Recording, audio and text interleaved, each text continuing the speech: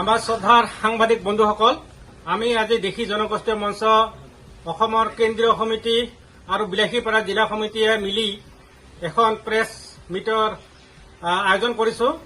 তো প্ৰেছ মিটৰ আয়োজন কৰাৰ উদ্দেশ্য হল, এষাৰ কথা আছে, দেশতকৈ মোমাই ডাঙৰ নহয়, জয়নাল মোৰো ভাই হয়। কিন্তু যেতিয়া আমাৰ সংগঠনৰ নামত যদি কোনোবাই আমাৰ সংগঠনক গালি দিয়ে, তেনেহলে এইটো মই কৈ দিছো যে দেশতকৈ মোমাই ডাঙৰ নহয়।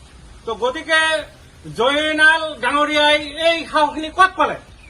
তেওঁ আমাৰ মাননীয় আমাৰ চেন্ট্ৰেল এক্স প্ৰেচিডেণ্টক গালি দিয়াৰ সাহস ক'ত পালে? আৰু এটা কথা কৈছো যে তেওঁ কৈছে যে ঘটনা হল ৰঙামাটিৰ মানুহখিনিৰ উচ্ছেদ তেওঁৱে ৰক্ষা কৰি আছে।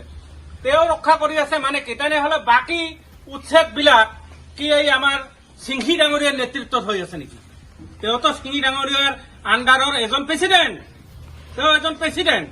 যদি তেওঁৱে ৰক্ষা কৰি আছে, তেনেহলে বাকীবিলাক যিবিলাক উচ্ছেদ হৈ আছে, এইবিলাক কি আমাৰ সিংহী ডাঙৰীয়াই কৰি আছে নেকি?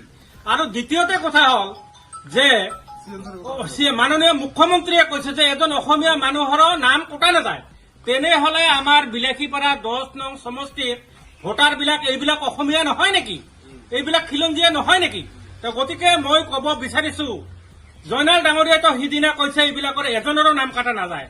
কিন্তু যদি আমাৰ এজনৰো নাম যদি আমাৰ ভোটাৰ তালিকাৰ পৰা কটা যায়, ইয়াৰ কাৰণে আমাৰ ৰঙামাটি অঞ্চলৰ এই যে আমাৰ প্ৰেচিডেণ্ট জয়নালে দায়ী হ'ব লাগিব, জয়নাল ডাঙৰীয়াই দায়ী হ'ব লাগিব। মই কৈ দিছো, যদি এটা মানুহৰ নাম আমাৰ কাটা যায়, মই আকৌ এবাৰ কৈছো, আমি এটা সময়সীমা নিৰ্ধাৰণ কৰি দিছিলো সিদিনা যে 2 ফেব্ৰুৱাৰীৰ আগত যদি আমাৰ মানুহখিনিৰ নাম যদি ভোটাৰ তালিকাত অন্তৰ্ভুক্ত নহয়, তেনেহলে যেতিয়া চূড়ান্ত তালিকা প্ৰকাশ পাব আৰু যদি আমাৰ এজনো দেখি মানুহৰ নাম যদি ভোটাৰ তালিকাৰ পৰা কৰ্তন হয়, তেনেহলে কিন্তু আমি বহি নাথাকো। কাৰণ মানুহৰ ধৈৰ্যৰ এটা সীমা থাকে, ধৈৰ্যৰ সীমা চেৰাই গলে কিন্তু অসুবিধা হৈ যাব।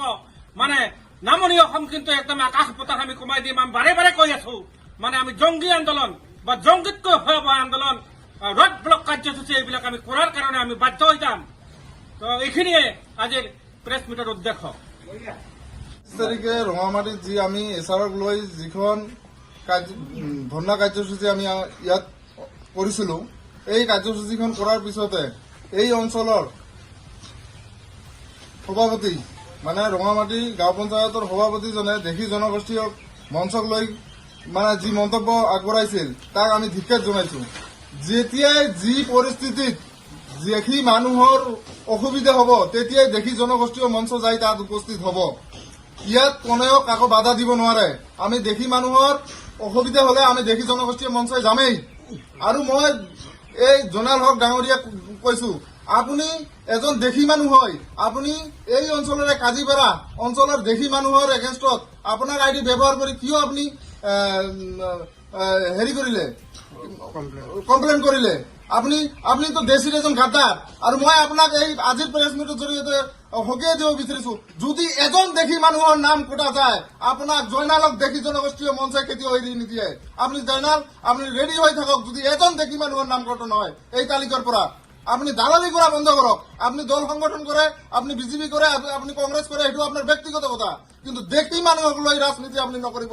এইটো আপনি আপোনাক আজি এইখন প্ৰেছ মিটৰ জৰিয়তে সকীয়াই দিলো। মই প্ৰথমতে সাংবাদিক বন্ধুসকলক নমস্কাৰ জনাইছো। আচ্ছা, আমাৰ এইদিনা 25 তাৰিখত যে এটা আন্দোলন কাৰ্যসূচী হাতত লৈছিলো যে এছআৰৰ বিষয়, এই আমাৰ যে জয়নালে কৈছিল যে চাপৰৰ মানুহ আহি ইয়াত আন্দোলন কৰিছে। আমি ৰঙামাটিৰ মানুহ কি বহি আছিলো? চাপৰৰ মানুহতো এটা আহিবই লাগিব, আমাৰ সংগঠনৰ থ্ৰুত আহিবই লাগিব। আমাৰ হেদা ছাৰক যে গালি পাৰিছে জয়নালে, যে ৰঙামাটিৰ যে হেদা ছাৰৰ কি আছে অৱদান, জয়নালেৰ কি আছে আৰু হেদা ছাৰৰ কি আছে? দেশী জনগোষ্ঠীৰ অৱদান কতখিনি আছে নাই, দেশী জনগণের অবদান কতখিনি আছে না নাই, হেদা ছারের বিষয়ে জয়নালে কি জানে?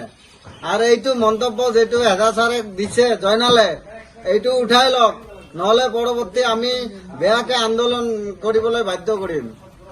আৰু এটা কথা হল, যে আমাৰ ৰঙামাটিৰ যে মানুহখিনিৰ নাম কাটি গৈছে, ইহঁতে জয়নালে কি দায়িত্ব ল'ব নেকি? দল সি কাই কোন দল কৰে কৰোঁ, এইটো ক'ব লগা একো নাই। আমাৰ দেশী মানুহখিনিৰ বিষয়ে ভেদা ছাৰে যিখিনি কৰিছে, তাই কি কৰিছে নেকি কওকচোন আজি? যে এই মানুহটাৰ এইটো এটা উপকাৰ কৰিছো, হেদা ছাৰে যিখিনি কৰিছে সি কৰিছে নেকি? কিছুদিন আগতে জুল ৰেজন দা আমাৰ হেদা ছাৰে গুৱাহাটী যাই মুখ্যমন্ত্ৰীক মেমৰেণ্ডম দি আমাৰ খাচমাটিবিলাক ৰক্ষা কৰি আছে, আৰু জয়নালে কেইটা ৰক্ষা কৰিছে কওকচোন? আজি দেখাওক যে এটা মানুহৰ নাম বা এটা মানুহৰ খাচমাটিত উচ্ছেদ কৰাৰ বিষয়ে মই মানে চৰকাৰক আবেদন জনাই ৰাখি দিছো। মোৰ ক'ব লগা এইখিনিয়ে।